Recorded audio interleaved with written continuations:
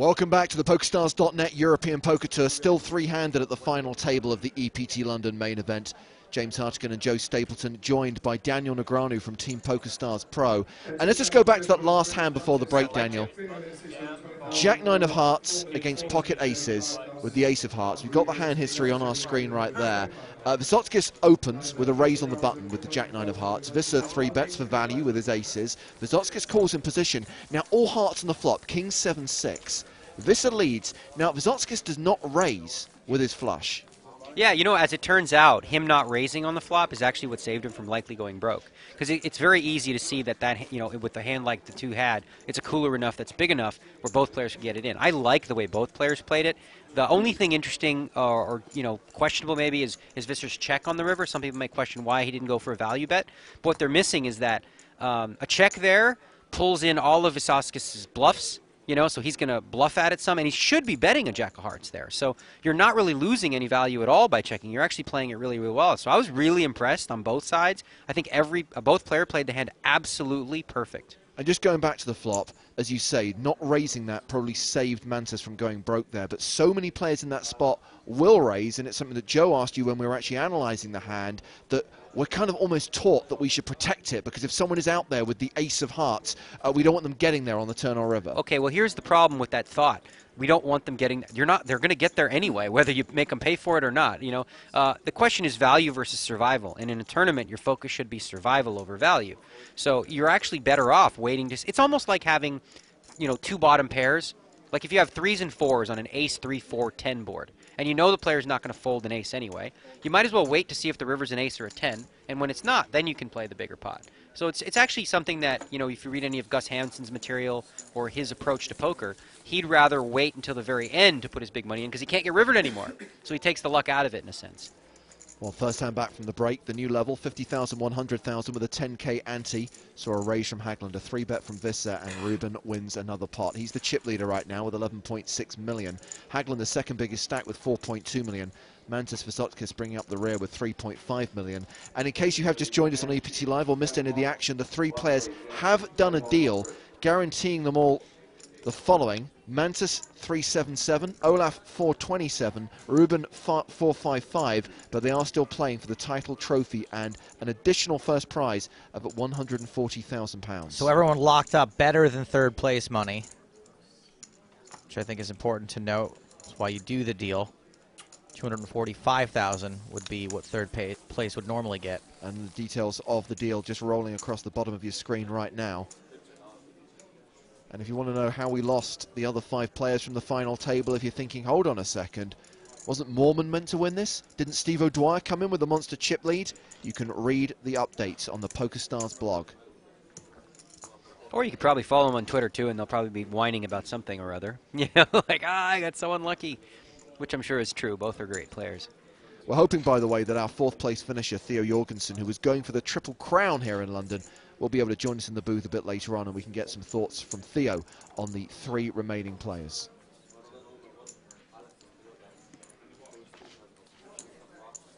So a couple of raise and take it hands there. Well, Visser once again has really reopened his lead. Over 11.5 million, got well over half the chips. Should have asked Daniel. I mean, I don't expect you to know Vysotskis or Hagland at all, but Ruben Visser's obviously been on the circuit quite some time. Have you ever played against Ruben? Yeah, I actually have a somewhat funny story with Ruben. We were playing in a W Coupe, and we did a last longer in one of the tournaments, and I lost, so I owed him $2,000, and I hadn't seen him. He kept asking me for it, and I kept forgetting to pay him. So I didn't see him for about a year till the World Series Europe next year. And then, so I paid him, and then we did another last longer that day, and I beat him. And he hasn't paid me, and it's been about a year. And guess who's waiting for you at the payout window, Ruben? Yeah. That's 2,000 euros, Ruben. 2,000 euros with interest, although he didn't charge me interest, so we'll just go with 2. But he did it out of spite, because I think he had it in his pocket, but he was so annoyed that I didn't pay him for like a full year that he's going to make you wait for it a little bit. He literally said he's going to make me wait for it. Yeah, that's fine. It wasn't like I was purposely dodging him. I just kept forgetting. True story. I believe it. Obviously, questions still coming in for Daniel Negreanu on Twitter with the hashtag EPTLive and on the emails nuts@pokerstars.tv. I love this one. Matthew asks a very simple question. Daniel, cash games or tournaments? Tournaments. Thank you very much. That's the kind of question we like. A brief question which requires a brief answer. You don't want to miss any of this three-handed action at the EPT London final table. A reminder, if you want to know what's going on in the high roller, where I believe they are also three-handed, live updates are available, and once again, the PokerStars blog is your friend. And we're going to follow this tournament through to its conclusion. Daniel just blew his nose here on EPT Live, so our next caption contest, that's going to be the prize. Daniel's discarded tissue. And Twitter is blowing up. Oh, my God. Yeah. Thousands of people clamoring for Daniel's DNA. Woo. Okay, then. Speaking of PokerStars blog, I don't know if people noticed, but what's actually new there is that you got like pros who are actually blogging now on there, and there's like you know, Jason Mercier, Raymond Wu. I'm also doing one a month, so it's worth checking out for sort of a different perspective on, like, you know, life on the road and kind of what it's like for each and every one of us, because everyone has a different perspective on it, and everyone, you know, has different things to say. And once again, if you follow the guys on Twitter at PokerStars blog, every time someone like Daniel or Jason writes a blog, a link will be posted on Twitter. Or you could just follow at PokerStars blog too, and they usually just do it. Boom. That's what I just said. Oh, you did, didn't you? I'm sorry. You're as bad as Stapleton. No one listens to anything I say. It's good reinforcement, well, James. I misunderstood. It was your accent. We never repeat anything on this show, like visiting the PokerStars blog, or you can follow them. Because they tweet a lot of their updates, I hear. Is that right? Yeah. That's cool. Now, obviously, you've got gazillion Twitter followers at RealKidPoker. I just want to make a case for following the combination of Hartigan and Stapleton. Now, I appreciate that Joe is a lot more entertaining and a lot funnier on Twitter at Stapes. However, you don't get much factual information. You'll find out what Joe did when he went home with his right hand at 4 in the morning.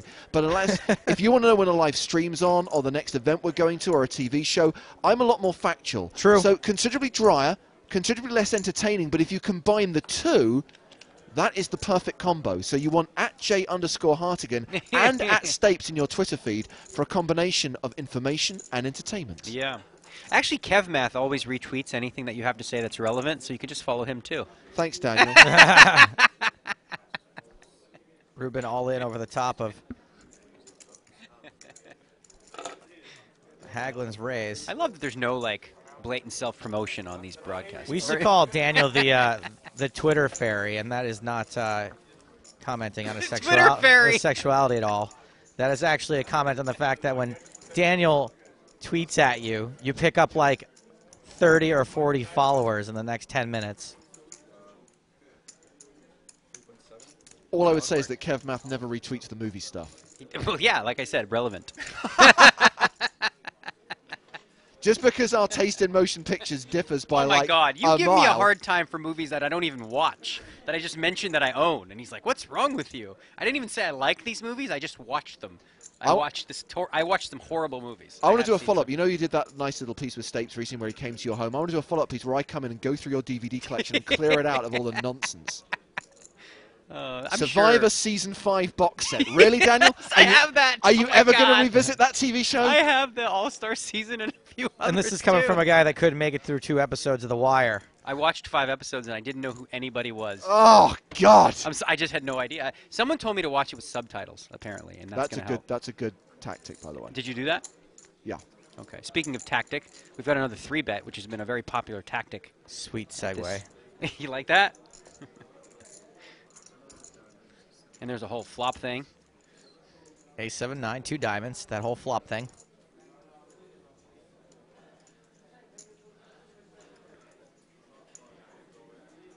This is a pretty, you know, if you 3-bet from the small blind, a flop like this, it's pretty standard. I'd say you're going to bet 75, 80%, maybe even more.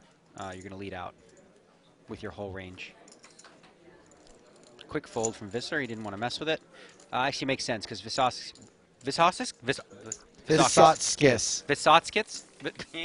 Call him Mantis. It's not easy. It took me a while. The guy with the bow tie. Sorry. Say it again one more time. Visotskis. What he said. Oh, Visotskis. Easy. Yeah, he was actually getting pretty short on chips. He only had about 2.8 million behind. So when that happens, floating becomes less of a weapon because it's too easy for your opponent to just kind of ship on the turn with anything decent. You want to be relatively deep when you're going to decide to float with nothing. By the way, Daniel on Twitter says, shout out to Real Kid Poker from me, please. He is my favorite poker pro. He is quality with 3 exclamation points. Any advice? Now, I always put this into a simple term, Daniel. Top tip. Someone looking for a top tip, what do you dispense? Poker-wise? Yeah. I would say the number one top tip is educate yourself. There's there's no reason to have to start on your own and blindly just kind of figure things out. So, there's obviously my training site, Poker VT. There's books you can read. There's other training sites. If you don't like mine, it just makes no sense to not learn from the other pros. You can discuss hands on forums with friends. Really just, take all the information and soak it in. You can get Daniel's PlayStation 2 game Stacked, starring Daniel Negreanu. That game, yeah, that didn't do so well, that game. Thanks for the plug. And Kev Math says, I appreciate the EPT Live shout-out, Daniel. Yeah, well, hey, Kev Math does some good work. Daniel, given that there's no second... I love Kev Math's little description. If you read what Kev Math says about his thing. I don't even want to say it on the air, but... Oh, he's changed it. Oh, he changed it. Okay, well, what he used to say was very interesting. Given that there's no second place prize here, Daniel, can you give us maybe an example of a scenario where it might affect someone's decision?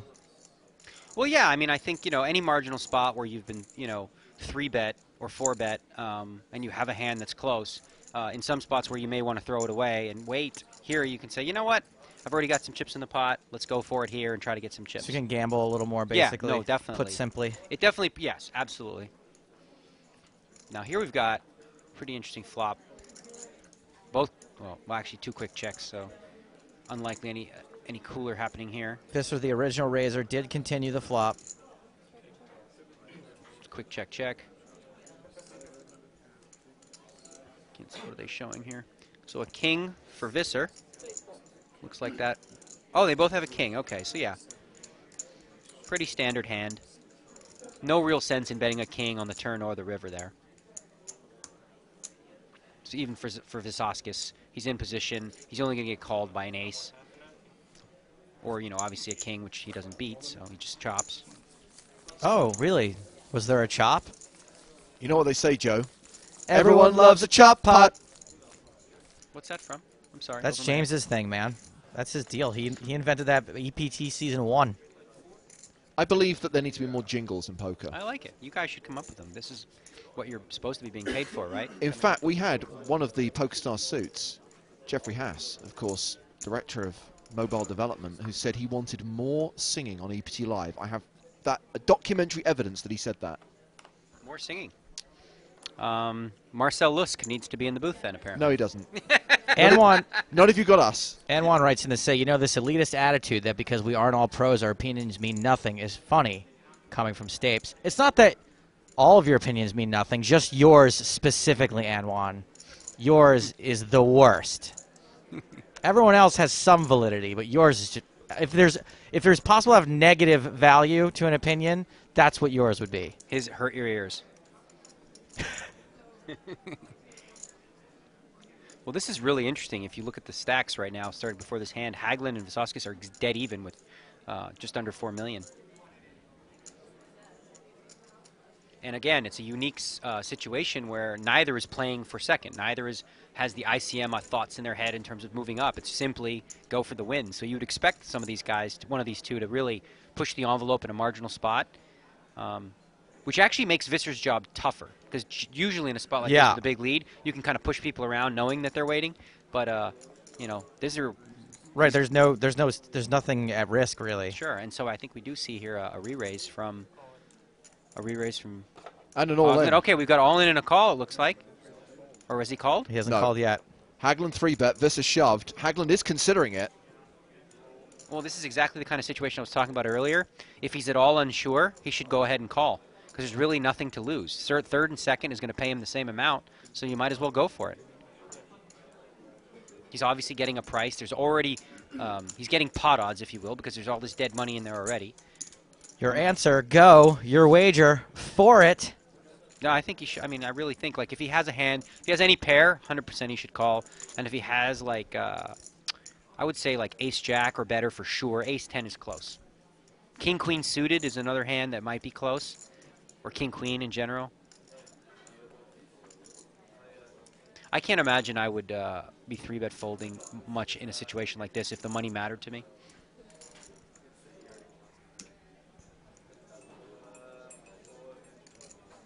He doesn't like it. He doesn't like it. I think he just has a read that Visser has it. He's called. Oh, absolutely. He's got king-jack. Okay, so yeah, it was a light 3-bet. But because of the situation, this is a perfect example, as Sape said, that he would have folded this hand if there was money jump for second place. I'm pretty certain that he would have folded. You could see he was disgusted about calling, but now he's got a chance. He's got a chance to double up and make a go at it. So Visser the favorite with ace-8, but Hagelin with 2 live cards with the king-jack. I mean, you're pretty happy to have a... I don't like Visser's play, to be honest, too much, because of the situation the way it is, he should understand that Hagelin isn't going to fold as often. So you can't really push him around. But now what do I know? If you know you're going to flop an ace, then of course you should get it in with ace-8. It's clearly not a bad play, but based on the situation, I would have, you know, manipulated the way I played it. Hagelin needs running cards. He's done for. That's it. Drawing dead on the turn. So congratulations to Olaf Hagelin for his 3rd place finish here at EPT London. A reminder that in the deal that they conducted, he locked up £427,564. So now we go heads up. Ruben Visser with a huge chip lead, 15.6 million against Mantas Vysotskis from Lithuania, who has 3.7 million. You know, but more importantly, he still has 37 big blinds, and that's more than enough to really play. I've played plenty of sit and goes on Poker Stars where, you know, a guy's been down to 12 big blinds and you're not done. So 37 is plenty of wiggle room. He can still play poker for a little while before being in, you know, desperation mode. And good deal for Olaf, by the way, because he would have won 245,000. So he ended up coming out a couple $100,000 ahead if he hadn't made the deal. So 156 big blinds plays 37 big blinds when this heads-up battle gets underway. But you heard tournament director Toby Stone there saying that they will take a short break. I've got some more questions for Daniel on Twitter. Tobias says, Daniel, best and worst poker movies?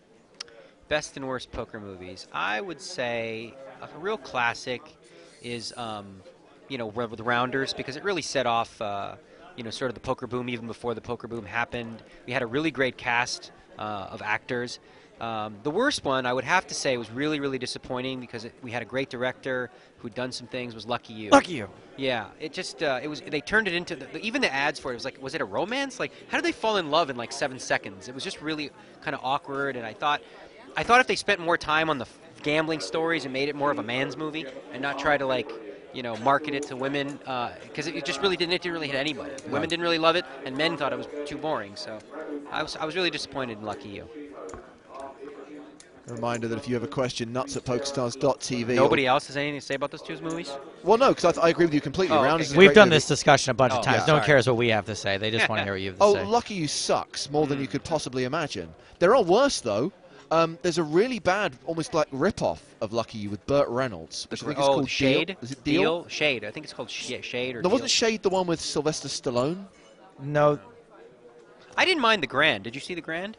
I heard The Grand's decent, but I never saw it. It was just a spoof.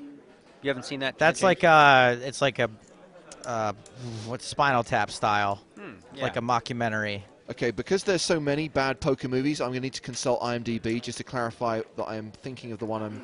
I think Burt Reynolds is also in a movie called Shade. Well, that's just really confusing. Yeah.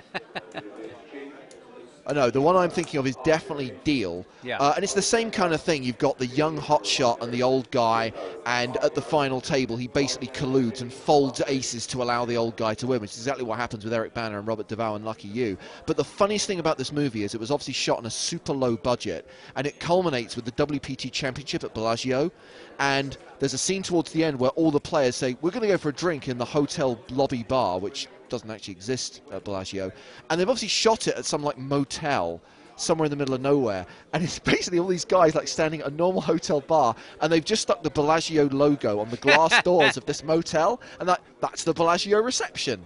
Yeah. Oh God, Bellagio must not have been happy about that.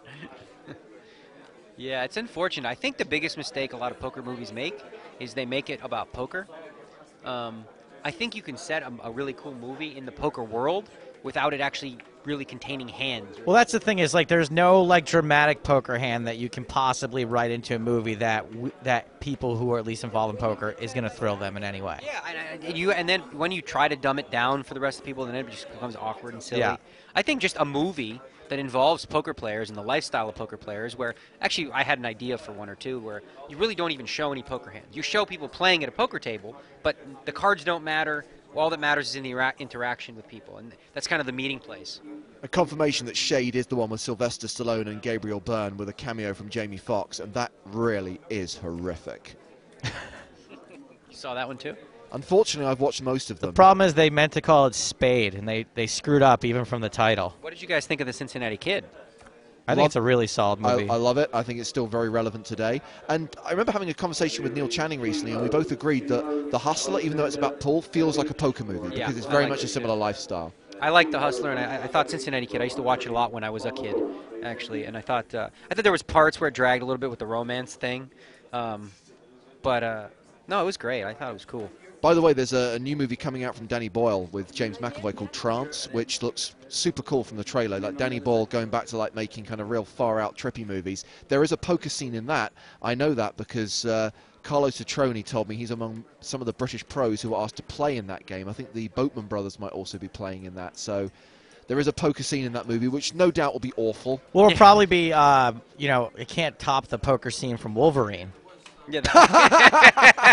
Oh my God, they wouldn't let me have any input at all. The guy, I won't even want to go into that, but yeah, it wasn't my fault. I wanted to mention another movie because I saw it recently. It was called In Time. Do you know the one with Justin Timberlake? Oh my God! There was a poker scene in that, and the one thing I just thought it was really cool that people were like betting with their arm, and they were betting years. Their tournament life was their actual life. He literally got it in with 8-4 off on the turn, with just a pure gut shot and nothing to rep, as you say. It was just so stupid. And the guy had 3 queens, and he just had the straight. It was just well played.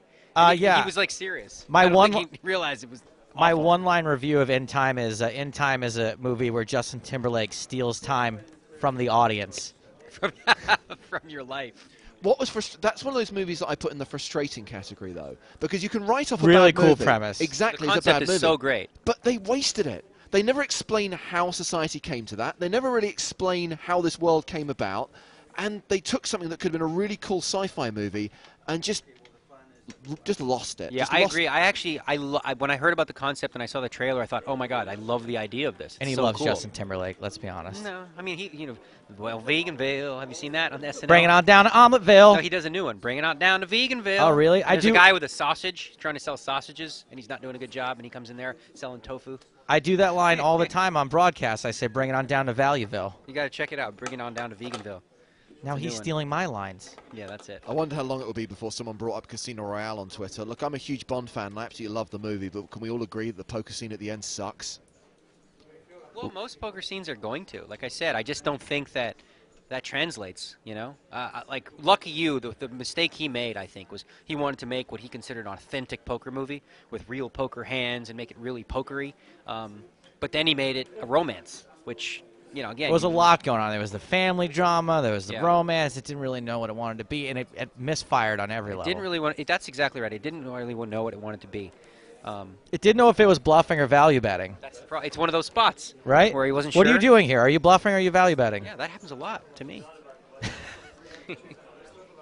I like the poker scene in Ocean's 11, where that is very funny. Chris Masterson confidently tables his hand and goes, "All red," and everyone kind of applauds him like, "Wow, yeah, you're the best, you're the man." And Brad Pitt just like literally walks out. That is a great red. Scene. I mean, that's so true because I've played in a couple of Hollywood home games with people that you would think would at this point, for the stakes they play and how often they play poker, that they would be better poker players. And some of those guys that play really high stakes in the Hollywood home games are terrible. They are so bad and don't have a clue, and they play huge stakes. Like Sam Simon has played on high stakes poker. He was maybe going to play in the big game, and I'll just say this because I like Sam, but for as much poker as he plays and as much as he talks about it, he should be way better. Thinly veiled brag, IMO. That he plays in Hollywood home games with all these big celebs. No, like twice. I played at Sam's house once. I played at Hank Azaria's house twice. Do you have Sharon Stone's phone number? I don't. Do you? No. I just figured you would. So here we go. Heads-up battle getting underway here at EPT London. We're down to the last two. Ruben Visser with the big chip lead, 15.5 million. Mantis Visotskis playing 3.78 million. With the stack size the way they are, I expect to see min raises. I think, Debbie, I understood why I was confused here. Debbie writes in with, I think Burt Reynolds was in a TV show called Evening Shade, which is correct. Remember the TV show Tilt? I do remember Tilt. Did you see that? Yeah. That actually just tilted me. You can buy, or you used to be able to buy, the whole thing on DVD, and I understand that that's basically a nice plastic case with 2 drinks coasters inside it. That was frustrating. I was going to try to write a cameo on that too. I was going to try to write a spec for Tilt when it was on, like when I thought I wanted to be a writer, and the person I asked to get me copies of it was like, "Don't bother, it's getting canceled." ESPN taking a crack at drama. Poker drama. A raise. As I said, you're going to see min raises. You know, generally, anytime you're under pretty much 70 big blinds, heads up, you're going to see that. A lot of players min raise no matter what, but over 100 big blinds, you often see people come in for 2.5 or 3 times the blind. By the way, the EPT Live free roll is going to be getting underway in 45 minutes' time. Yeah, I remember an interesting Victor Blom, who obviously plays a lot of heads-up poker. I've talked to him at the table yesterday in the high roller, and because he used to play, when he would play people heads up, he's like, I won't play you if you min raise. He's like, you have to 3x or I won't play you. So I asked him if he's sort of, because I noticed he's min raising in tournaments, I asked him if he's sort of changed his tune on that, and he says he doesn't really care what people do. Like, they can min raise now. He doesn't see the extra value in it, and obviously this is one of the best no limit hold'em heads up players in the world. He doesn't think it does enough for them in terms of like, it's the best way to go. So he's still a 3xer. And obviously you look at the other side of the coin, Isaac Haxton, he's a min raiser. So I think that as much as people want to think it's all solved, there's really always going to be different perspectives on what works best for you.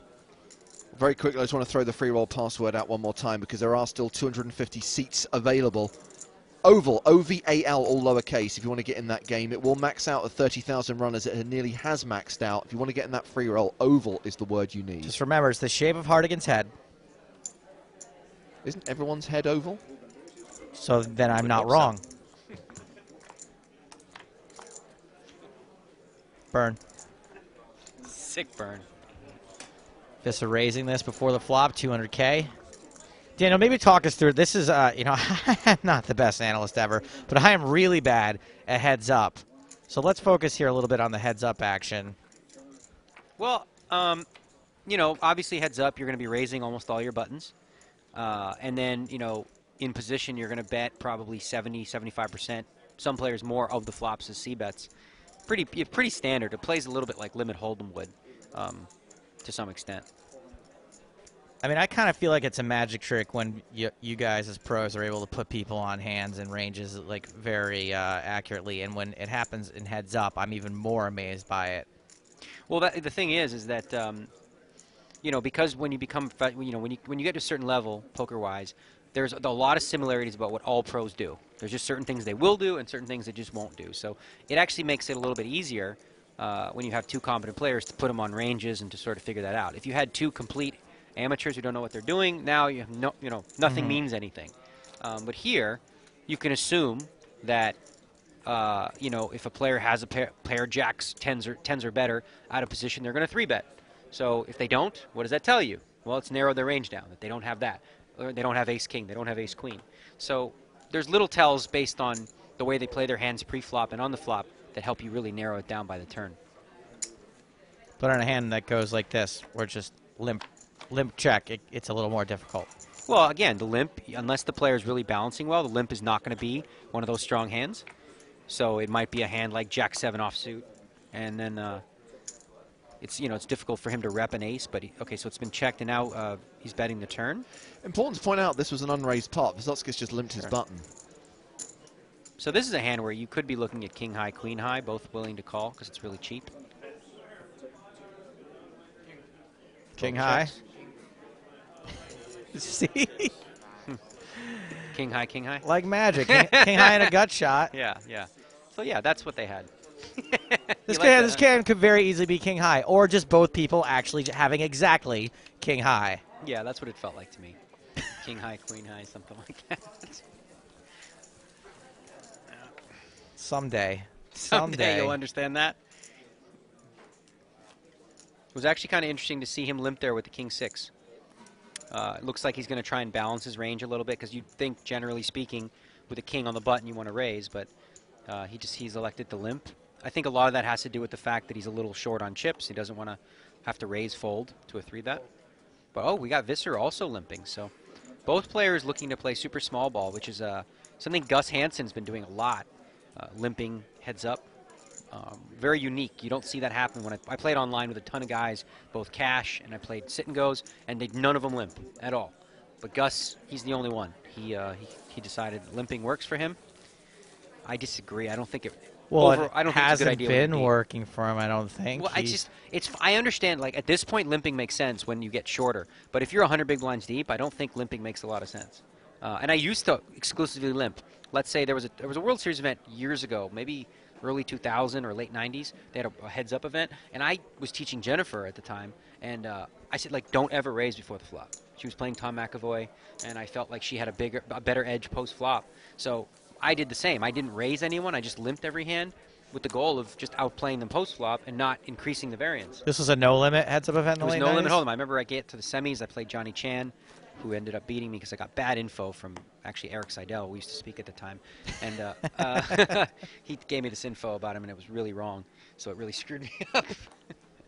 And that was the first step. Yeah, that was the first step. In the Seidel-Negreanu split.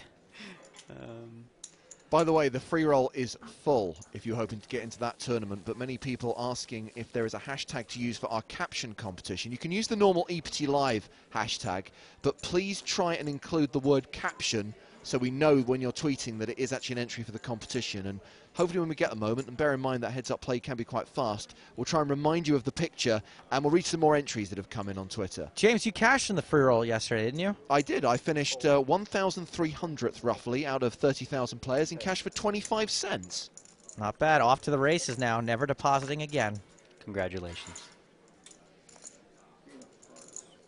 So this is interesting. So what's happening now is because it seems like, we noticed he limped with the king 6. It seems like he's trying to really balance his limping range. So I wouldn't be surprised now that he's doing that if he may limp with ace, king, race, queen. The only reason that's less likely is because Visser isn't attacking his limps either. And let's just explain balancing a range. We have a wide audience out there, a lot Sure. of people who may not know what that term means. Maybe I don't know what it means. Sure. So when you say balance your range, if you're limping on the button, right, and you're only limping with your crappy hands and your bad hands, well, then it's going to be pretty obvious that, when you limp, you don't have anything. So the player can raise you or take you off certain ranges. So what you have to do to balance that is also limp sometimes with your really, really strong hands. So now they at least have to guess. That's important pre-flop, on the flop, on the turn, on the river. You always want to be like you can't always balanced. be doing the same thing in every spot with the same You don't hands. ever want to have, yes, exactly. You don't want to ever have situations where if he bets here, he always has such, or he always has such. You have to leave the element of, like, he could be bluffing or he could have the nuts. And that's not just heads up. That's no matter how many players are at the table. That's one of the most important aspects to playing poker over long periods of time. In a vacuum, you can look at how do you best play this one hand, right, and come up with a strategy. But when you're going to play against the same opponents for a long period of time, it changes what in terms of what's the best play because you're trying to set them up.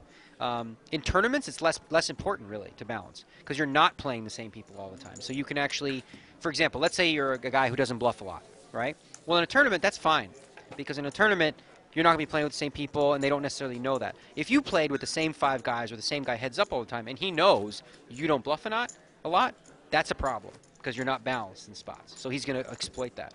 That's what guys like Isaac Haxon do so well. Right. That's why Ike's is such a stats person. He can analyze all your statistics and know. Like, this guy's check raising too often, so this means this. And this guy's, not 4-betting enough, or he's not bluffing enough. And then you can actually, when people are unbalanced, you can exploit them. And that's another thing that guy like Jungle Man and all the great heads-up gurus do. Victor Blom does it a different way. He does it just by feel. He just senses it. He's really great at adjusting. So Ruben Visser limped the button. Vysotskis then made it 300K. Visser calls in position. It was a very important pot for Vysotskis, but a great flop for him. You got to expect that Visser's going to raise his aces on the button. So even if you have nothing here, you got to follow through with an ace-jack-6 board. So a quick reminder of our caption competition. Here is the photo that you have to provide an amusing caption for. It's Hartigan and Stapes doing the Mike McDonald stare down. Here's a Razorheart suggestion. Mike is saying, look, my braces worked. And Nat says, after dealing successfully with the excess plaque issue, James and Stapes turn their attention to earwax. Remember, tag your suggestions EPT Live and do include the word caption so we know you're trying to enter the competition. And at the end of the live stream, whenever that may be, when we have a winner here in EPT London, we'll announce the winner who'll receive those DVD box sets. So interesting. This is pretty much the first time Wisowski has actually min-raised. Oh, actually the second. He's min-raised now. So you want to lean towards him having like a stronger hand, obviously, but not necessarily, because if he's being quote-unquote balanced, as we said, he may have limped. So a bet and a call. This is a very draw-heavy board for both players. You know, the one thing that changes, too, when your head's up is pretty much all boards hit. You know, it's not like, oh, he couldn't have 7-8 or something. Heads up, you can pretty much have anything. And all boards could match your hand.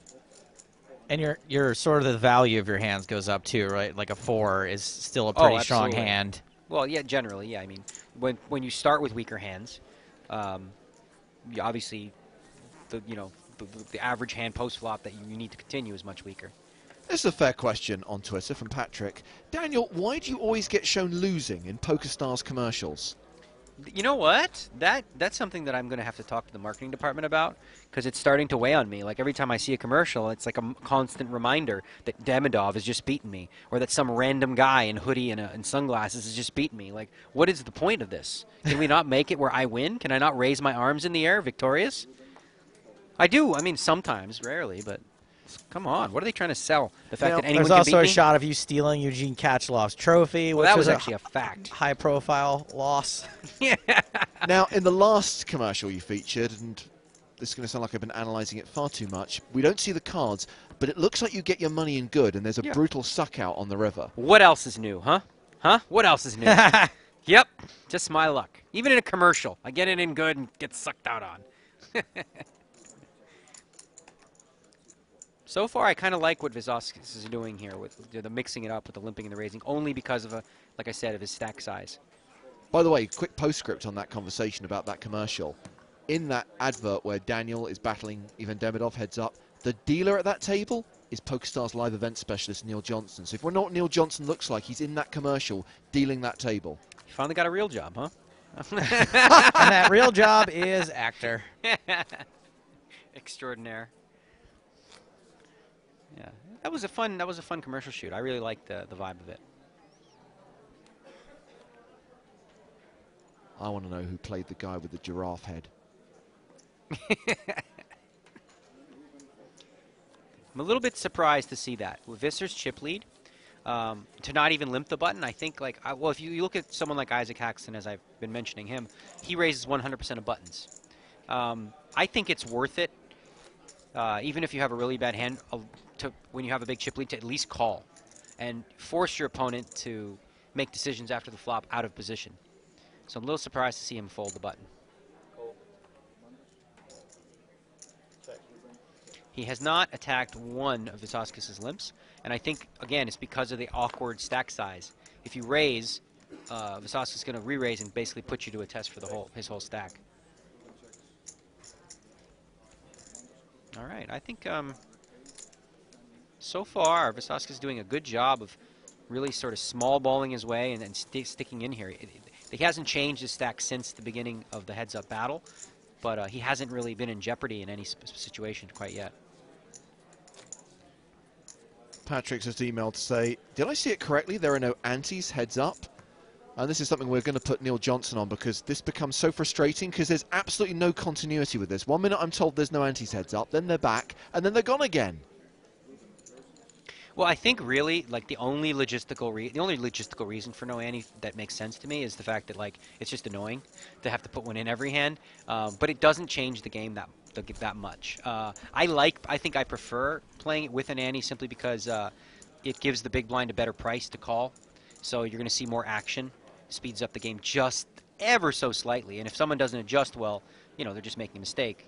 But realistically, you don't need the ante to create action because your head's up. You're going to be playing every hand anyway. Pretty much. I think when they went heads up, Ruben said, can we play without antes? And I think tournament director Toby Stonemoe just agreed to it. But that's traditionally, not what happened. Well, that's what it looked like. I mean, we will investigate, but certainly some time ago, antes were removed from the heads-up portion of the EPT final tables. Then they made a comeback, and now it seems they're out again.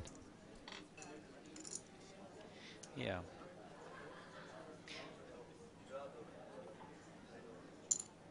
Yeah, again, I just don't. It's not a huge issue. It's not one I would get bent bent out of shape over. Raise and take it for Visser there.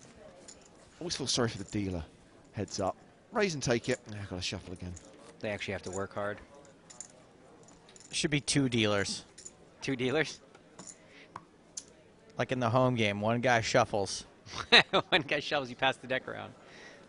Now, I am informed, and this obviously isn't coming from Neil Johnson, this is coming from a member of the poker media, that apparently they let Whoa, he's got an all-in. So finally, we saw Vizovskis limp, and he moved in, which is pretty crazy when you think about it. 37 big blinds to move in on a limp is it's really interesting what he would do that with. It sounds like, you know, pocket 3s, pocket 4s make sense, but really shocked to see him move in rather than just like a raise to 4x.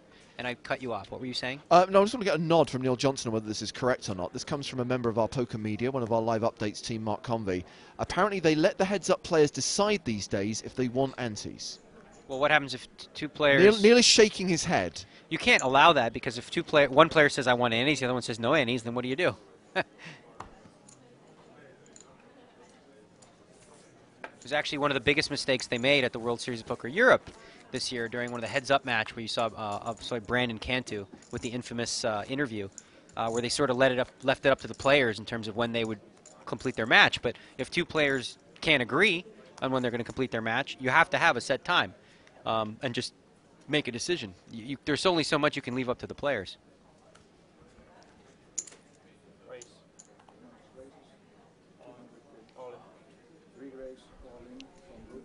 Wow. And once again, Ruben shoves on his opponent. Vizovskis opens with a min raise, and Ruben says all in. Well, the other time it was a limp he moved in on, which is a little strange. Seems like a lot of chips to do that with. I guess, you know, it's a situation where you don't want to have to guess, because if you make it 4x and the player moves in, you put yourself in an awkward position. You're like, eh. When you move in, you have nothing to decide anymore. You're just hope. By the way, Mark Convey, as much as I love you, you are 0 for 2 in providing me with information this week. At least he's consistent. There's something to be said about consistency. Definitely pronounced Vicer. You said Vicer? No. It was another player that we were having an argument about the pronunciation of a name. King 9-4 with 2 hearts on the flop. A bet and a call. 7 of clubs on the turn. And it went check, check. Oh no, Vizovskis actually bet for 200,000.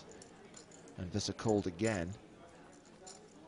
King of clubs on the river. Looks like value type bet from Vizovskis. And Visser says call. And tables a 9, which beats queen high. Wow, that's a key pot. Well, Daniel, your time with us is at an end. It's been awesome having you here as always. Appreciate it. Please don't be a stranger. Please come back to EPT Live soon, hopefully during the grand final in Monaco. We're going to be streaming for 10 days, so there'll be plenty of opportunities to drop by. I will be there, and in the meantime, I'm going to watch some movies and tweet what I watch and look forward to your critique of my, you know, my critiques. Everyone just seeks Hardigan's approval. That's it. Yeah, that's the only reason I'm doing it. All right, guys, that's the way life should be. Thank you very much, Daniel Negreanu from Team PokerStars Pro. He's going to vacate the booth, and in a couple of moments, we're going to welcome in another member of Team Pro, a man who played in this tournament, who made the final table, who departed in 4th place, Theo Jorgensen from Team Pro, coming in onto EPT Live. So if you've got messages of support for Theo, if you've got questions, email nuts@pokerstars.tv. Use the hashtag on Twitter, EPT Live. Vizovskis limping the button here. Visser raising to 300,000. Vizovskis calls in position. Visser does not continue. Vizovskis checks behind. 7 of spades on the turn.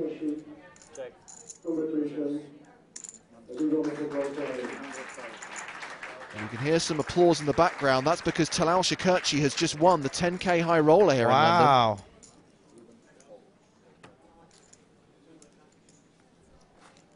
And with that bet on the turn, Vizovskis wins the pot. So here he is, Theo Jorgensen from Team PokerStars Pro. What's the word you always use in this situation, Joe? Congratulations. I like that one. That was good. Yeah, I don't know any other way to put it. Congratulations, but sorry at the same time. At one point, I was really pleased if our friend Mantas there could just bust out with his king queen, and I could get third place. Yeah, you told him afterward too. But well, I won a lot of coin flips so far to get there. So Theo, one attitude that obviously we had in the booth is like, boy, Theo's had it kind of tough this year, or at least in the last 12 months or whatever. He kind of deserves this. This would be a great story. Do you have that same thought in your own head, like, I deserve this? Like, this would be such a great story. Are you thinking about that at all? No, I don't really. I'm basically just always planning on just getting through to the next day, and that's my entire plan. And then, yeah, if I can win it, that would be fantastic. But I'm totally aware of the fact that with the stack that I've had through the whole tournament, I could pretty much bust at a lot of times. And I was favorite to bust a lot of times. Like when we were playing 9-handed yesterday, I was a huge favorite to bust as the next one out, but I got a lucky triple. So I don't really, I'm just pleased to get that through. And when I'm getting over the disappointment of him hitting the ace on the river there, yeah, it's still been a great tournament for me. And obviously, Theo, suffice to say, and we've said this a lot this week, it is absolutely great to see you back on the EPT. Thank you Our very thoughts much. are with you for the last few months, and what a comeback. I mean, this is a really tough field here in London. A lot of people consider this to be the toughest leg of the EPT. To make the final table is no small achievement. No, I totally agree with you guys. It's been a very tough tournament, and I was surprised about even my starting table, how many really good players there was there, and maybe my thoughts was not 100% focused on the tournament at that time because this is the first time away. So I played bad, I got punished for it, and I was lucky to get through. So you're like, there's other stuff on your mind. You're stressed out about being away from home. Well, I don't know if I'm not really stressed out, but I'm concerned whether everybody at home is happy with the fact and comfortable with the fact that I'm not there. Here, especially talking about my girlfriend. But as soon as that's confirmed and you get through to the next day, you kind of get on with it and you start focusing. So we're going to the turn here. Limped pre. Visser betting 100,000 on the flop. Checks the turn. Azotskis bets.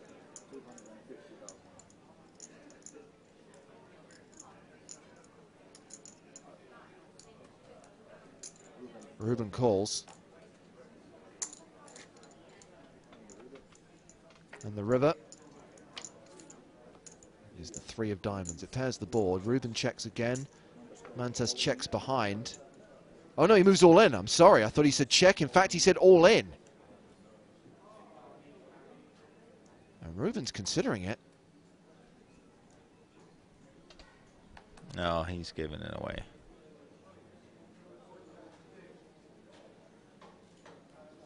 He passes. Yeah. So the all-in gets through, and I love the bow tie though. There. Well, I mean, we talk about stories, and we talk about people you're rooting for. Here we've got a kid who's playing in his first ever EPT. And yes. Heads up for the title. I mean, he's been playing, like, when we were down to four-handed, he was my biggest concern. I was very pleased with three-betting the other two guys.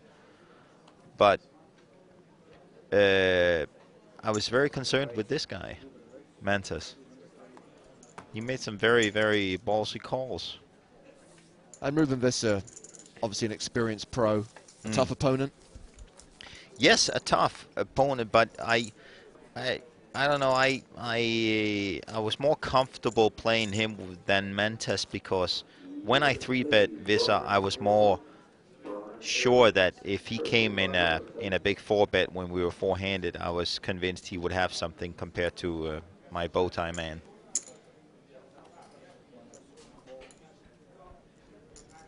Got some emails coming in and some questions for you, Theo, on Twitter, which we'll get to shortly. Let's bring back Neil Johnson, PokerStars live event specialist.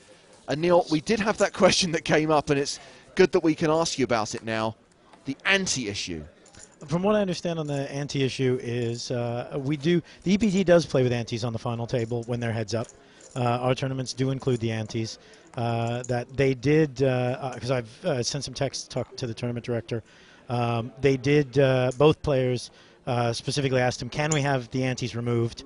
He said, no, we use the antes on the thing. Then the tournament director left the table, and the players began playing without the antes. So the TD is going to go back and speak with everyone there, but they've now been playing a significant number of hands without the antes. So it's the question is it better to just let it go on or force the antes back in?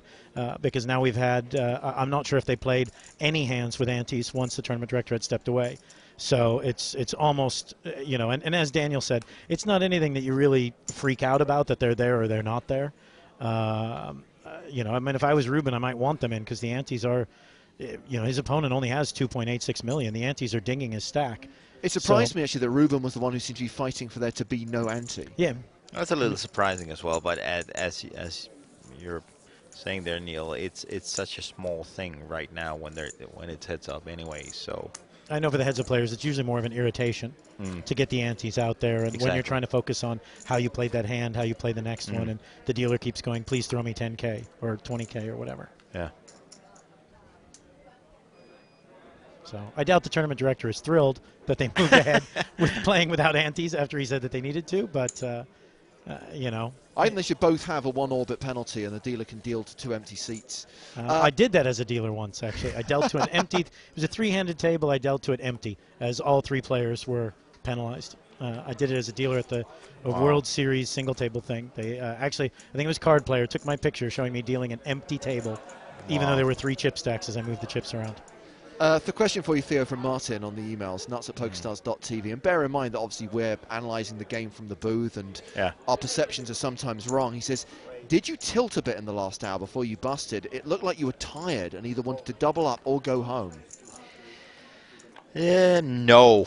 I'm always looking miserable, just like yesterday when I'm short stacked, and that's mostly because I am miserable. But I'm aware of the fact that I can't move in any hands. And if you notice the game when I was short, I played fairly tight compared to what I normally do.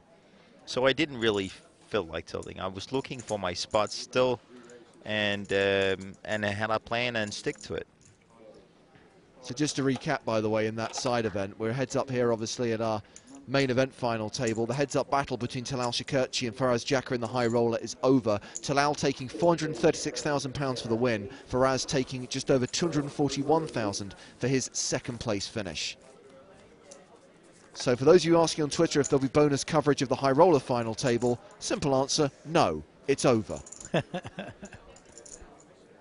Were you surprised, Theo, that as soon as you were eliminated in 4th, they started talking about a deal? Did that make sense to you? Yeah, well, they already started talking about a deal when we were 4-handed, and I kind of declined and said there had to be a big bonus for me to be in that. So it's not really a surprise that they gathered up to say congratulations to me and then said, what are we going to do? I don't know what the deal was here, but they must be playing for something, right? Yeah, there's 140,000 left right now. Okay. After the 3-way chop. So obviously, it's a pretty decent amount. So obviously at the time that the deal was done, Olaf was a significant chip stack, and so he busts in 3rd for 427,564. That's better than, obviously significantly better than 3rd place. It's almost 2nd place prize money. Yeah. So Mantis is guaranteed 377,000. And of course, whoever wins will get a 140 on top of what they've agreed. Ruben taking 455. Yeah, after your elimination hand, the chip stacks Ruben had effectively it was 7.5 to 6.5 to 5.5. Okay. And I think the smallest person was still 68 or 69 bigs deep. So they essentially sat down and but they could have had it could have been some really great poker. I still think all 3 of them played very well, but obviously this takes a little edge of it. It puts some. It's one of the things when you hear a lot of the bigger pros talk about deals. And they say sometimes the reason you say no is because you put your opponent into such an uncomfortable position. you know that they wanted to deal. You know they're uncomfortable playing for 300,000 more on effectively a heads-up match. Like in this situation, for me, it's definitely I was hoping I could get up to 5 million, and then I would put all the pressure on pretty much any of the other three guys because I knew this was a lot of money, and they would have to make some extremely big calls. Yeah. But obviously, that plan is not going to work if we make the deal. They can make the call so much easier. Yeah, we had a long discussion because I was up here with Lex during the deal discussion, and you know, all of us were kind of talking through it. That's actually kind of the one element that we missed in the discussion with Lex is the advantage to the player that, you know, we were looking, the easy assumption was that Ruben, of the three remaining, was the one most capable of saying, you know what, screw it, I'm not going to deal, let's just play for it. But we didn't really touch on the actual kind of edge, the advantage it gives to him to be able to, that the difference between first and second in the original payouts of 700,000, so 455 is huge to most people. But maybe to Ruben it was, I can play for this and I can play comfortably. Yeah, but the whole problem, like, it's even more important when you're three-handed and you think about, well, if I make this big call, I bust. But what about this dude who's got 2 million less than me? Maybe I should just let him bust first and make the 200,000 pounds. Yep. And the whole, like, that was my entire plan when we got down to four-handed, and I actually had a decent stack that pretty much every time Olav or Ruben opened, I would 3-bet. Yeah, we saw that, 410,000 every time. The 410, because I knew there was a huge chance they would lay down, and they wouldn't want to play for a big stack when they wanted at least one or two guys more to bust. This was a pot-sized river bet, right, James? It is indeed. 400,000 from Vizotskis. It was unraised pre-flop. Visser check called the flop, check on the turn. He calls the river. To ace high? Oh, ace 4. And that's good.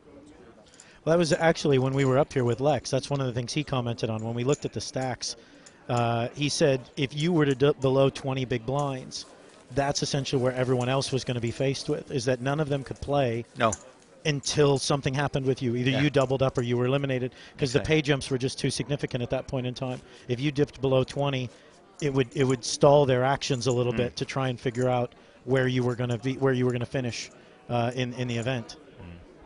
By the way, Theo, you're probably unaware of this because obviously you've been in a main event bubble. You've been very much focused on the tournament. Out on the internet, you have polarized our audience. With your chip tricks. Now, half the internet is impressed. The other half, and the other hate me. Threaten to stop watching. Yeah.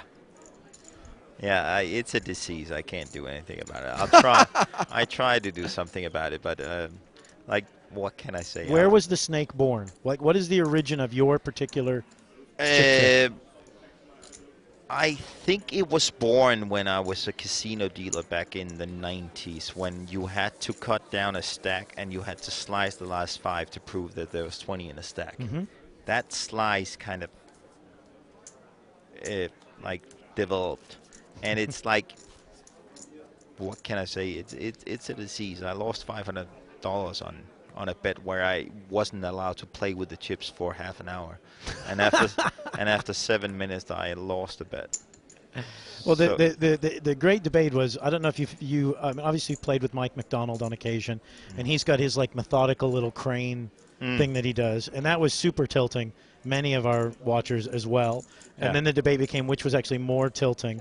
Was it the snake or Mike's little crane bet? Lex was blown away that people could think what you did was even remotely on the level of the way Timex makes a bet. But it was a good but it's like question. Somebody asked me if it's on purpose to tilt anything. If it tilts anybody, that's just a huge bonus on top of it. But it's not something I. We got up to $1 million on here, right? With an ace on the river. Looked like Visakis raised 200. They checked the flop.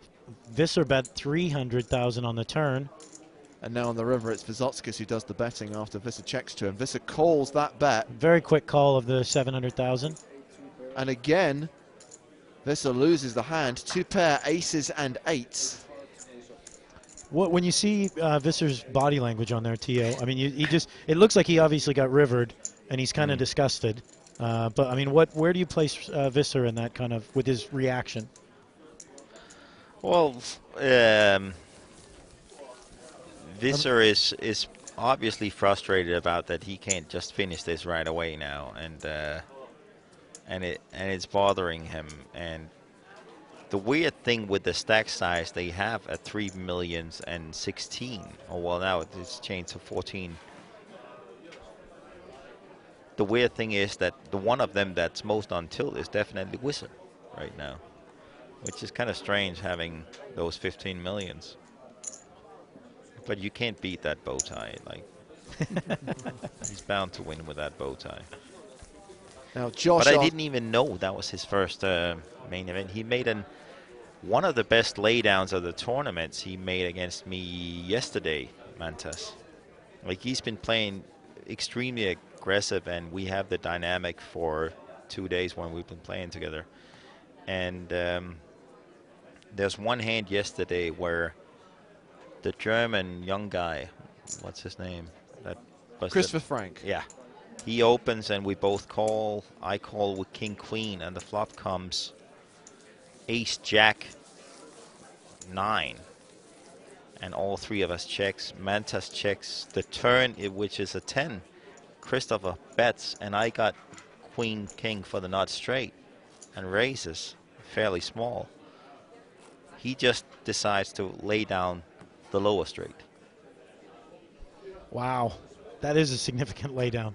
I mean, and he's been asking me ever since about that hand, whether I would tell him what I had in that hand, and I was, because obviously it worried him because he could have made a lot of money if I didn't have the straight, but he made the.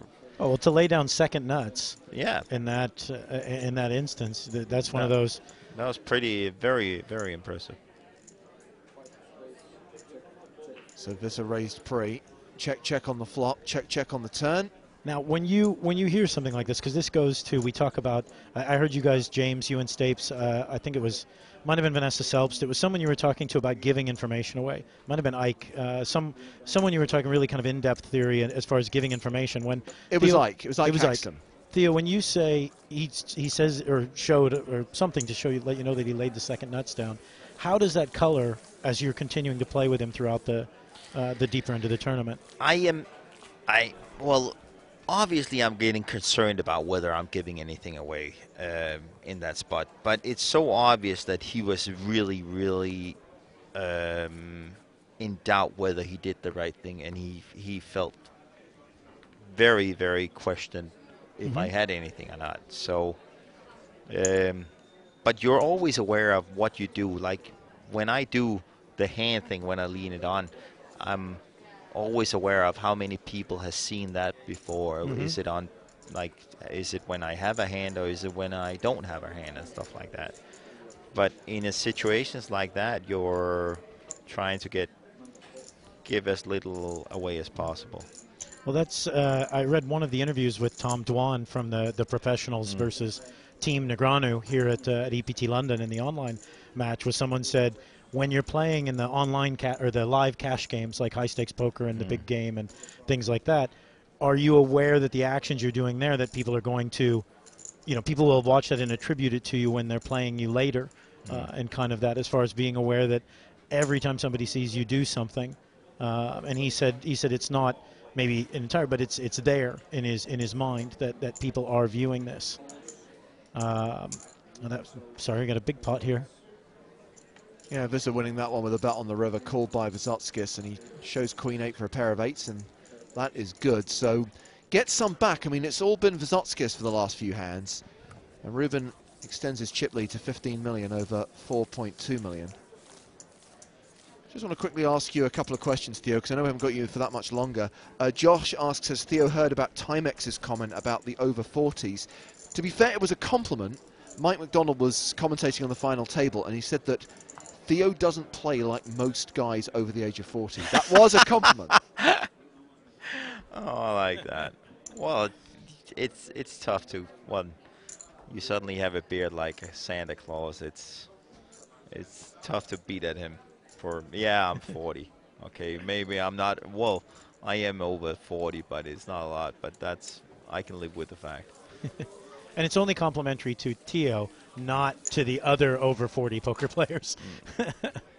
And Martin says, Theo, why does your accent sound like you grew up in Queens, New York? Partly because I lived 1 year in New York when I was 18, and that apparently took me away from an English accent, and suddenly just living there for 1 year, it was unreal. The accent never disappeared.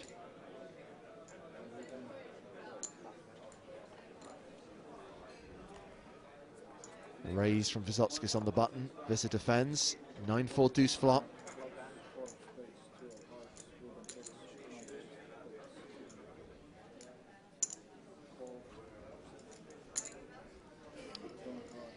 $200 from Vysotskis, called by Visser. Ace of spades on the turn. He makes some amazing. I think at one point, he called me down on 10 high. Mantas Vysotskis. He said, like, there's one of the hands, I can't recall what I have, but I have some pair which is value betting, and then he said, well, I call that down on 10 high. So still a 3-1 chip lead for Visser. Yeah, but now we're actually having a fight here. Before it just looked like it was going to be a matter of time. Maybe that's the best way to settle a heads-up battle at the poker table, an actual fight. Just thinking of people who find heads-up play a little bit slow, a little bit turgid. They can't complain about that if we let them go at it with fists.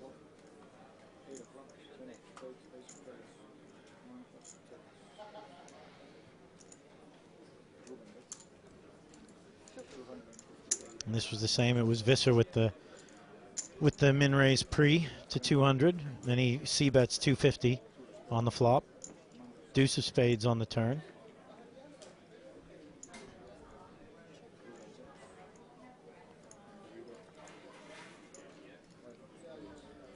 Five of spades on the river. Do I have a spade? I do. Or I'm going to pretend that I do.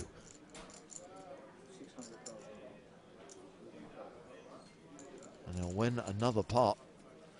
Chipping away. Should point out that the rail here at the Grosvenor Victoria Casino for this final table didn't get as big or as round. I mean, there's a decent number of people watching, don't get me wrong, but with two Brits at the final table, I thought, especially Chris Moorman being one of them, I thought it was going to get very, very big and very, very rowdy. But Moorman obviously busted early doors before most of them had even woken up, and certainly before any of them had a chance to have any drinks. That kind of ruins everything.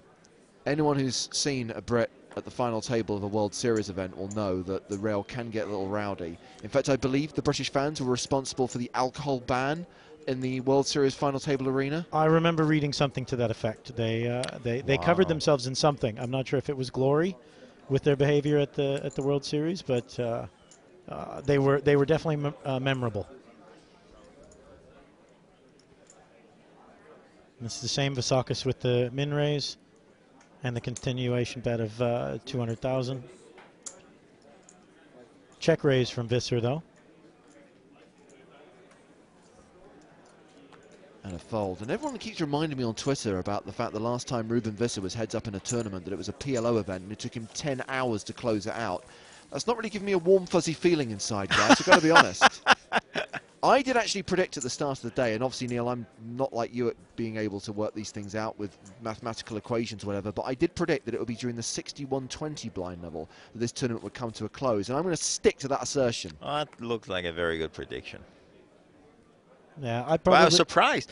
Did you expect, Neil, that there was going to be 4 guys busting that fast? No, we talked about that earlier, that I did a couple of interviews outside on it as well, is that it's really kind of been amazing to see how many people are willing to get it in.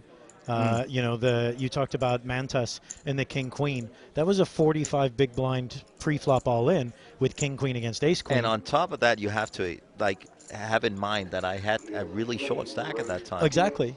Like, that has to bear in mind for both of them. Yeah, even Steve O'Dwyer's huge flip early on with the Ace-King against Queens, I believe it was.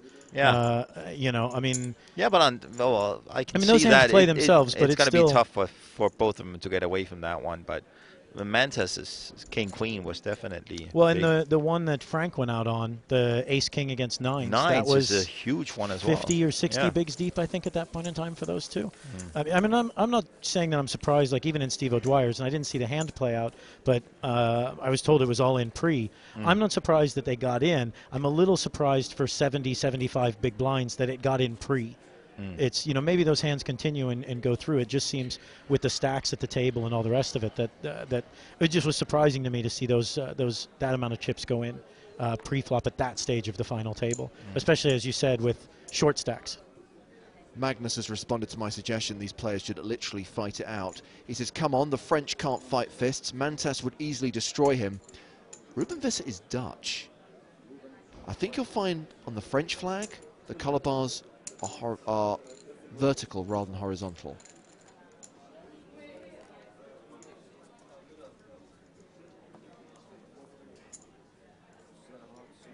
Well, Theo's going to stay with us through to the conclusion of this hand.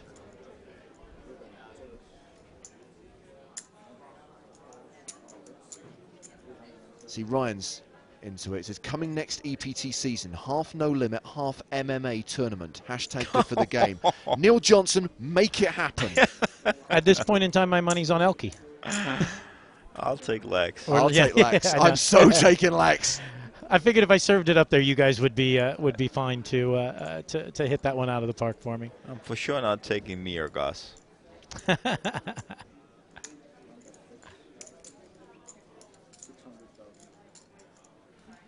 So this is a three-bet pot. Yeah, we had 3-bet pre to 550 over the top of Vitotskis is raised to 200k. Yeah, sorry. This could get interesting. Yeah, there's $3 million in the pot now with a straight on the board. This is all in. So let's just recap the betting action one more time. Mantas opened on the button, 200,000 mid-raise. There's absolutely no way I can fold there. I mean, I'm convinced they would always do the same as me and have the same straight. Yeah, ace-8, he did. I just can't. I mean, that's how. It's not in my book, but obviously I have too many calls. Anyway. Yeah, it's such a ridiculous spot for Mantas to find himself in with the straight on the board. Yeah, but it's, I think it's even more obvious if Ruben actually had the 9, he would probably check it and let him do the shot. That. Yeah, okay. Maybe, yeah, but it's just,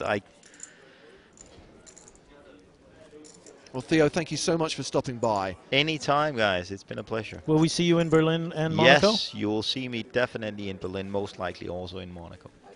We're looking forward to it. Looking forward to seeing you at a final table again soon. Theo Jorgensen, our 4th place finisher here in EPT London.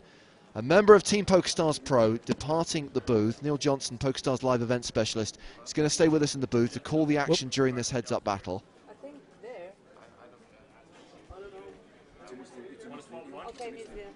I think we're checking. They might have not moved the button. I think we had a bit of a misdeal there. They're calling it a misdeal. By the way, the EPT free roll is now underway, so good luck to everyone playing in tonight's free roll. How are you doing so far, James? I have my starting stack, Neil. See, I have a strategy, right? It's just wait for a monster hand and then just move all in with it because you get about 3 callers. It's awesome. As I was able to chip up to about 20k in the first couple of levels last night. Yeah, I heard Stapes made it up to 2,000, right? if I remember him calling out his stack properly at that time.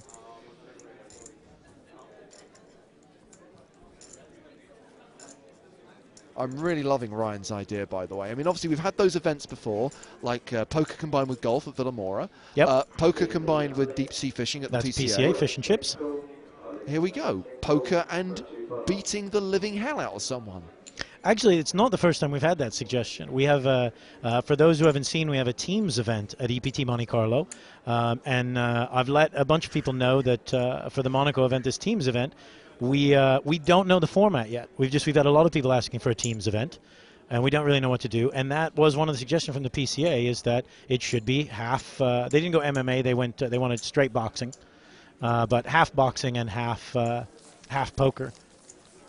So it's on the drawing board. I'm not going to say how high, but it's on the list. Well, as a bloodthirsty, twisted voyeur, I love the idea.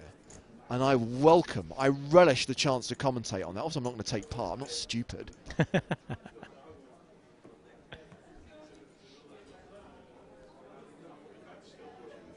He's all in the guy's mouth. A lot of people asking if they can come down and watch live. I mean, you've seen the rail at the final table. There's a min raise and essentially a click back. Or, oh, excuse me, no, the 3-bet is to 600,000. Sorry. Called by Ruben.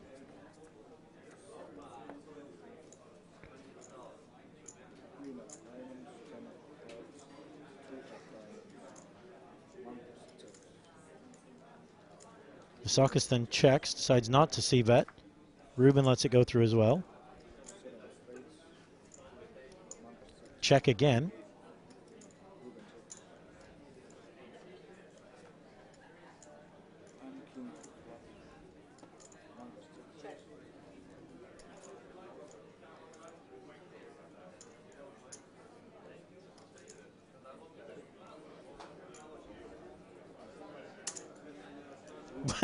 That was an interesting betting motion from Ruben. He kind of like, I'm going to bet about 5. I'll just put the whole pile in. 1.2 million pot. He bets 950,000 on the river after it went check, check, flop, turn. Mantis calls, and I don't think he can beat that. Top pair on the river. Well, that's going to put a dent in Mantis' stack.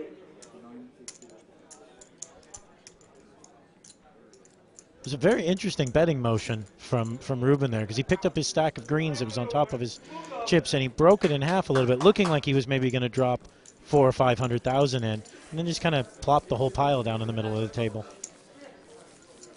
Momentum is an interesting thing in heads-up poker, Neil, when we get to this stage of the tournament. And obviously, even though he was still the shorter of the two stacks, Mantis did have that momentum, and he was chipping away, and now Ruben has reclaimed that. And look at the lead now. Oh, he's actually knocked him down to much lower than he was when we started heads up. You know, lose another couple of pots and you drop below that dreaded 20 big blind mark, and then you're really on the ropes. Well, that's one of the first, I think it's one of the first buttons he's passed in heads up.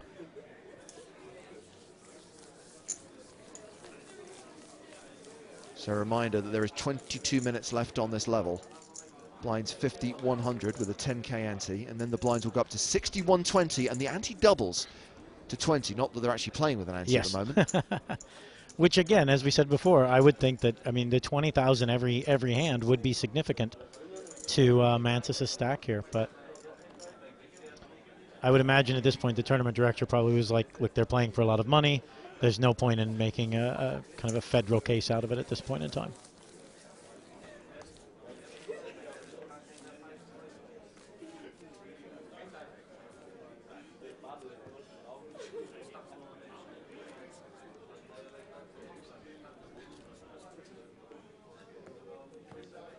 I want to say a big hello to not everyone who's just playing the EPT Live free roll, but to everyone who's grinding micro millions events on PokerStars while watching us on EPT Live.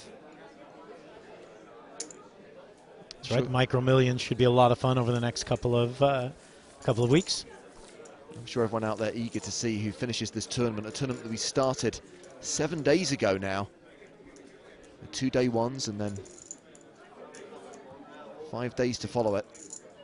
And a reminder that we will be doing it all again in Berlin. That is the next leg of Season 9 of the European Poker Tour, the penultimate leg of EPT9, kicking off on Sunday, the 21st of April. That's when the tournament begins, and that's when our live coverage begins. A bit different in Berlin, Neil. Obviously, we talk about the festivals in EPT9. Berlin is the kind of exception. Well, that's what I was just going to say. We have there is at this stage there is no Germanics Poker Tour or Germany Poker Tour, as it were, but. For those who've gotten used to having an Astreus event at the front or a UK IPT event at the front, we do have the 1,000 buy-in Berlin Cup, which will be taking place prior to the start of EPT Berlin. And I'm expecting a massive field for that. The German poker playing public out there has proven to be very, very supportive of all of our events. They definitely like their poker over there. I wouldn't be surprised to see that one. 800, 900, 1,000 runners for the Berlin Cup. We'll have all the kind of standards that you expect of the EPT Festival with the 10K high roller, our big 2K side event, a lot of turbos. We're going to have fun in Berlin. We're going to have some 7-stud stuff, which we don't typically have on the EPT. There'll be a 7-stud deep stack, some pot limit 7-stud turbos. We'll also, in the vein of the Berlin Cup, in Monaco, for the first time ever, we're going to have a secondary qualifying event as well, which is a 3-day one re-entry on subsequent days, 1K buy-in, $500,000 guaranteed, the Monaco Cup, which you'll also be able to qualify for. Awesome stuff, and I can't believe that, you know, Season 9 is coming to an end already. It seemed like a matter of weeks ago that we were kicking off in Barcelona. We've only got 2 more events to go. I know. It's amazing how fast it goes through. And obviously a lot of people have been asking about our plans for Season 10. We've made it no secret of the fact that we're going to kick off again in Barcelona and that London's moving back to the autumn. Yep. As far as the full schedule's concerned, though, Neil, because obviously you have to plan ahead, can we expect that... Oh, we've got an all-in on a call Whoa. there. That was very quick. Oh, Kings. He snuck those in. Against Queen 6. Visser raised pre, Vysotskis called. He flat called with his Kings. Visser bet the flop. Vysotskis moved all in. Visser snap called with top pair, but Vysotskis has the overpair. That's what Daniel was talking about earlier with him sneaking in a flat call with a big hand. Visser didn't see this one coming at all. So Vysotskis is going to double up unless Ruben hits a queen or a 6.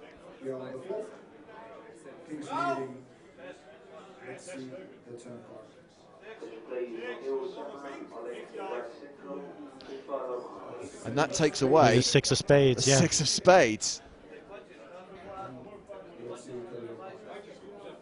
Queen or a 6 needed for Visser. It's the 6 of spades. Well, that sucks. He makes his 2 pair, but Vysotskis makes the king high flush. And so we play on. Vysotskis doubles up to nearly 5 million in chips. Still a 3-1 chip lead for Visser, but doesn't quite have his opponent in the same spot he was in a few hands ago. Yeah, as to your earlier comment, James, the EPT10, the season will be announced in Monaco. You know, as I mentioned earlier, as subtly as I could, you know, we are partnered with our national tours still, and some of those destinations have been announced on the Eureka website, the UKI website, and the Astraeus websites. For people who keep asking me, a gentleman contacted me on 2+2 saying, I have to plan my vacation. I really need to know Barcelona. You got to tell me. Well, I can't tell people like that because we haven't announced, but it is something that I believe quite comfortably that gentleman was able to deduce for himself from the Astraeus website. So if we look, for example, at where Astraeus is taking place in the summer, where the UK IPT is taking place in the autumn, and where Eureka is taking place in the winter, that will give you a general idea. Exactly. You know, if you look at the way EPT Season 9 played out, then let's see, hands played percentage, 66, 77. I'm assuming this graph, James, is for the whole day, correct? Or is this just, oh, this is just heads up. These are just heads up stats.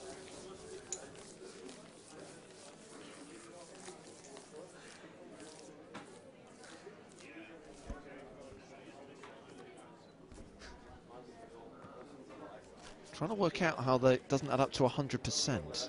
Yeah, I'm a little confused. If Vysotskis is 141% and Visser's 144%, who has won our missing 15% of hands? Maybe they were chop pots. We may have had a few of them, because I tell you what, Neil, everyone loves a chop pot. He's joining in. Love it. Missed my cue. I'll be quicker next time, I promise. Be quicker next time. I can't. I do, however, do you know that your Lee Jones theme song, somebody put it on YouTube? Yes. Yes. Along with the Calfon song, which will form the A-side of our 7-inch release. Up there. Well done, everyone. A question for Neil from Patrick.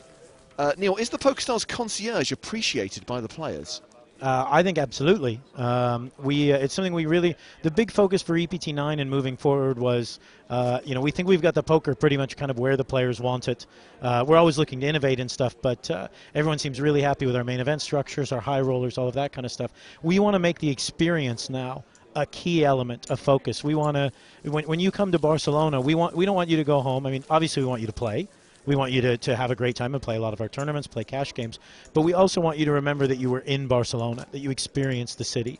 And the concierge can really help with that. It gets dinner reservations, airport pickup and drop off. This year in Barcelona, we had the tickets for for Madrid-Barcelona, the football match, which a ton of those were sold, so everyone could go see an absolutely amazing international football match, a really great rivalry. And so we want the concierge to essentially really help the players with everything they can to experience the city and be happy that they were a part of the EPT experience, whether that be Deauville or London or Prague or anything like that. Etienne asks, why is there only one dealer for the heads-up match in such a prestigious event as the EPT? I wonder if Etienne's asking if there should be a second dealer to shuffle? It's possible. I mean, the dealers rotate on 30-minute increments.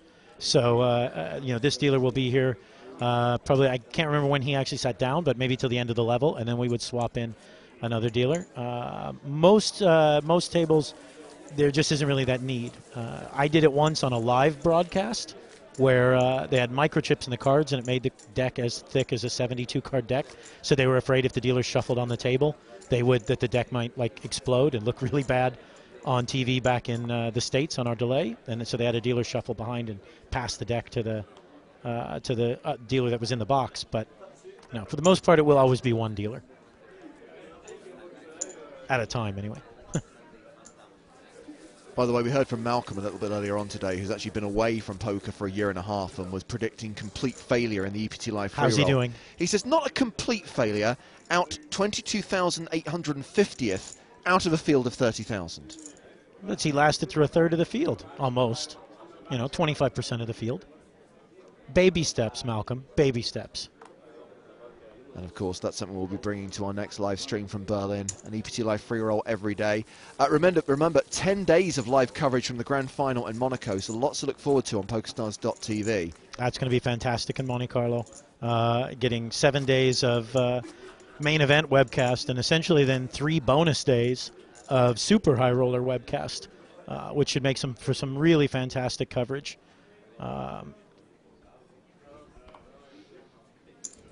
As well as all the, I believe there's 5K PLO there, there's 5K 8 game, there's a whole bunch of things that can be out there.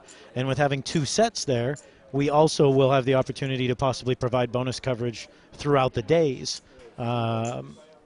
just in case we happen to get a fantastic table along the way in one of our side events. Just as soon as our crack production staff comes up with graphics to show you 7-card stud. Better find someone who can commentate on it as well.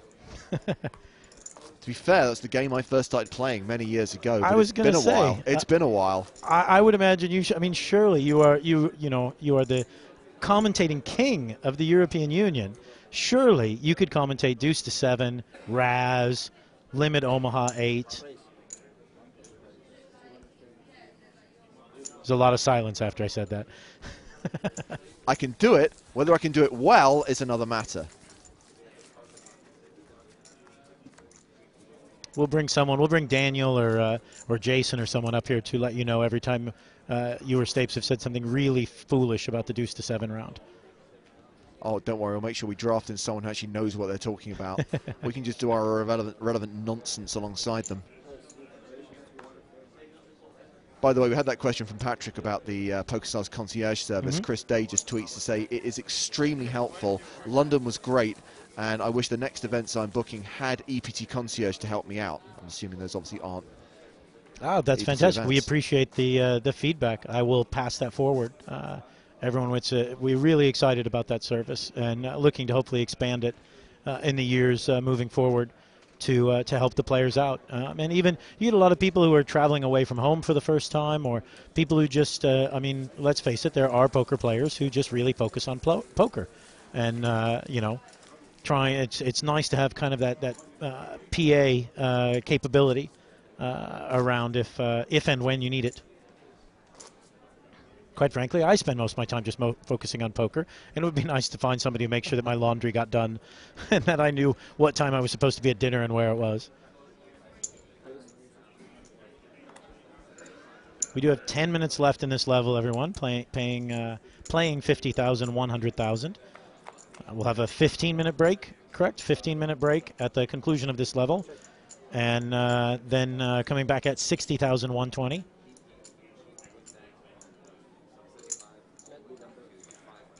We're still sitting at 14 million to 5 million effectively. 250,000 from Visser on the flop. Sounded like raise. And it was 700,000 from Visakis, and that's enough to get through. If it sounds like a raise, if it smells like a raise, it probably is a raise. I just judge by the fact that the dealer didn't drop the deck when he reached out. Paul says on Twitter, I'm developing a Stapes-like man crush on Neil Johnson. I'm perfectly comfortable with that tweet.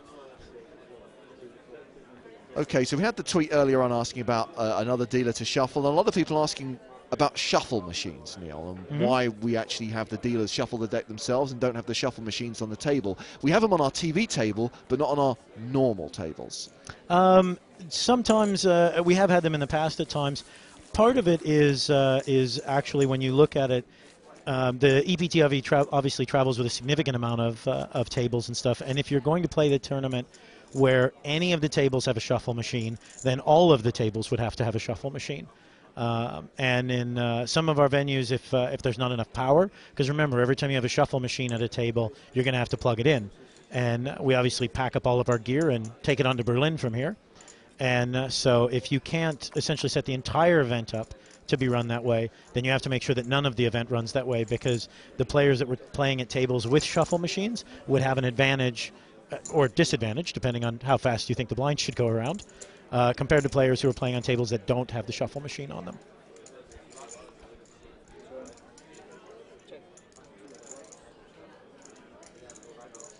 And this was raised by Visser pre and called by Visakis.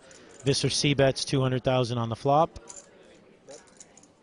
And he's going to keep firing on the turn.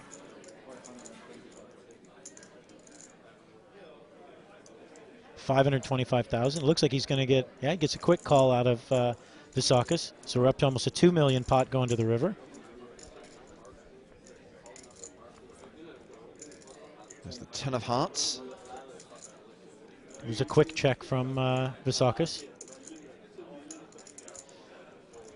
I will say most of what I've seen from Visakis, he's been pretty methodical. Like, I mean, he's not, if he's checking within a few seconds. If he's betting within a few seconds. He's not really making us wait to see what he's doing. Ruben's not done. Looks like 1.135. Yep, 135. And a very quick call. 6-7 shown for 7 high from Visser. Pocket fours for Visakis.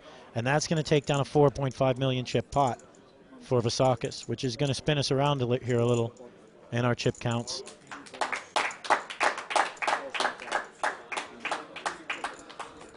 Lithuanian poker fans delighted with the outcome of that hand. I think that moves, 8 to, we're stepping into a whole new tournament at this point in time.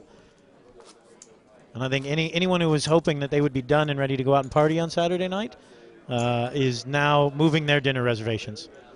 Not singling out anybody in the production areas, just pointing that out. Yeah, talking of dinner, Neil, why do we allow the players to decide whether there's going to be a dinner break or not when there are other people affected by the length of the tournament? What we have set up essentially on the EPTs is for whatever level finishes between 7 and 8 p.m., if we're still three-handed or higher, then we automatically take a dinner break.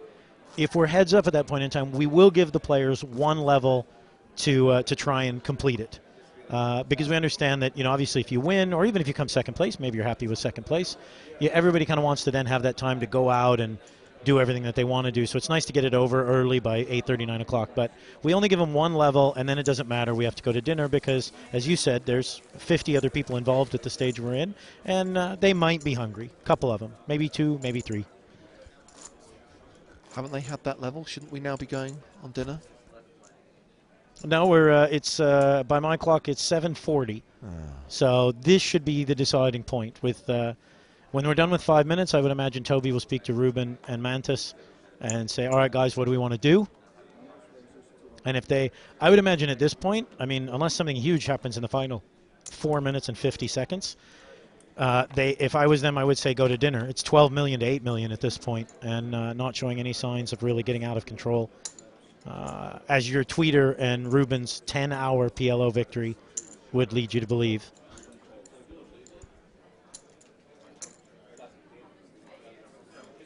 But you will luckily, in, 15 minutes, you'll have a synchronized break in your free roll to be able to take your 5 minutes for dinner. Awesome. How are you doing in the free roll, James? I just won another all-in, and I'm up to 11,000 in chips. So how do you actually feel about using all your run good in the free rolls? Bearing in mind it's one of the few chances I get all year to actually play poker, I'm fine with it. All right. That was another pot to Visakis. By the way, some nice feedback on Twitter for Neil Johnson, PokerStars live event specialist. Tudor Price tweets to say, "Would like to congratulate Neil on another well-run EPT. I hope he never quits his job. This has been better and better every time." Thank you very much. I really appreciate that. It's nice to hear the feedback. We have a really large team that works really hard to put these together, and we're glad that everyone's enjoying them. We're glad that everyone really wants to come and participate. So looking forward to Berlin and the giant 3-ring circus that will be the EPT in Monaco. And I guess for the most part, Neil, normally the only time you hear from people is when they're not happy. It must be a rare thing, but obviously a good thing when you get some positive feedback. No, it's actually I hear a little bit of both. I'm always happy to hear the kind of the criticisms, well, constructively criticized, But I do spend plenty of time on 2+2, representing the EPT and some of our tours on there, and you definitely get your ups and your downs on the forums.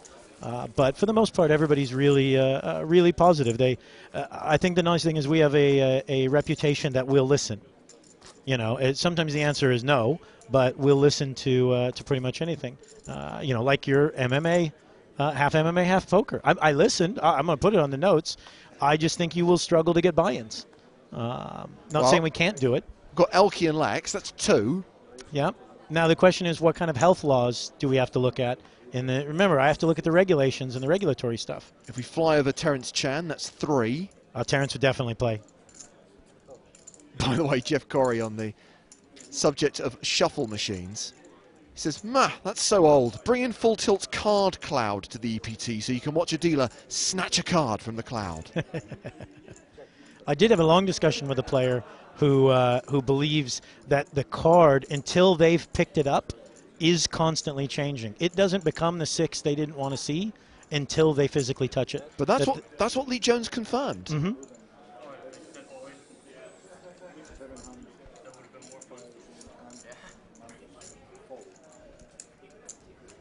So the stacks have leveled out, and I'm sure a few of you are wondering what happened to Stapes. We actually sent him down to the final table to rail the action and be in a position where he could potentially grab our winner for an interview. Obviously, that was at the point when it looked like Ruben Visser had closed this thing out and was on the verge of taking Mantis out the game. It's looking a bit different now. Yeah, I think Stapes has actually tweeted that he's gone to dinner now. He just has no faith whatsoever that this is actually going to finish. But we do have 1 minute and 12 seconds left here in this level. Confirmation that this will not be a dinner break. In 1 minute's time, we'll go on a 15-minute break. Okay. And then play will resume with the blinds at 61.20. And will there be an ante? We'll find out in 15 minutes' time. Stay tuned. You've got to give him a cliffhanger, Neil. Got to give him a cliffhanger. Absolutely.